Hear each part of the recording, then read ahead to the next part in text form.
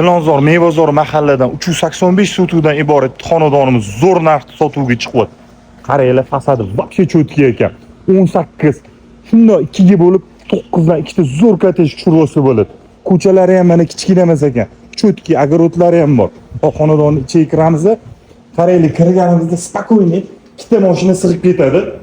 Xonadonimizni mana bu yoq tarafi tekis ekan, nari yoq tarafi ozgina qiyshuvroq ekan. Buzdanalar yangi qurilgan ekan.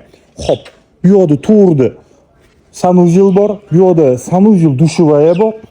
Bu yoqda mana oshxona, nari yoqda bo'lsa ikkita xonasi bor, ichma-ich.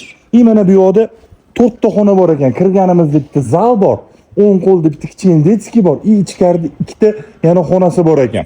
В принципе, mana shu joyi o'zida yashab tursa bo'lar ekan. Svet, suv, gaz, kanalizatsiya вообще muammo yo'q. Bog'cha, maktab, masjid, poliklinikalar bir 300-400 metr atrofida ekan. Shu xonadonni 191 ming dollar baholadi. Yana ozgina savdolashadigan joylari bor. Pastda raqamlar qoldiraman, aloqaga chiqaverasizlar.